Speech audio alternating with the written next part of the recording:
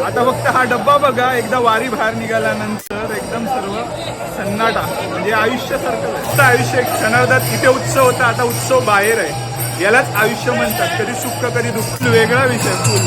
इथे कधीतरी तुम्ही या आषाढी एकादशीला चर्चगेट स्थानकावर, तुम्हाला कळेल काय विषय असतो तो. बरोबर आजपर्यंत पंढरपूरला नाही गेलो, जायचंय कधीतरी, पण हा विषय खूप वेगळा आहे. वारी म्हणजे जणू शब्दात वर्णन करणं हे थोडंसं कठीण आहे, पण एकंदरीत माझेही डोळे काही क्षणासाठी पाणावले होते. व्हिडिओमध्ये येतंय की नाही मला माहिती नाही.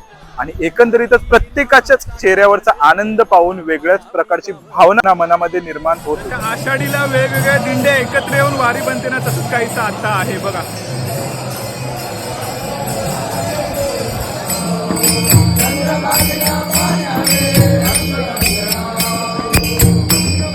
बाकी मुंबईमध्ये कुठे वारी निमित्ताने कार्यक्रम आयोजित केलेला आहे आणि गुरव माऊली आणि पांडुरंग भेटला नाही असं होणं शक्य नाही. बाकी आता मी चाललो माझ्या कर्मयोगाकडे. वारीचं हेच सर्वात मोठं महत्व आहे की वारी बरोबर तुमचं कर्म विसरायचं नसतं, कर्म करत राहायचं असतं आणि त्याबरोबर भक्तीचं अनुसरण करायचं.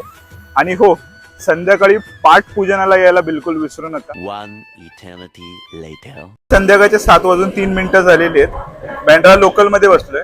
आता तुम्ही विचाराल पुढे काय, तर पुढे आता पाठपूजन आहे. मी ऑनलाईन चेक केलं तर पाठपूजनाला सुरुवात झालेली आहे. आता जाऊन पाहू पाठपूजन. पण मला जोर जोरात ओढून पूर्ण जगाला सांगायचं, महादेव का अंश इस धरती पे उतरने वाला है, एक नए रूप में, एक नए सपने और उम्मीदों के साथ. बाकी गणेशोत्सवात झालेले बदल तुम्हाला मी येणाऱ्या व्हिडिओमधून सांगेन. तोपर्यंत पाठपूजनाचा आनंद घ्या आणि हर हर महादेव.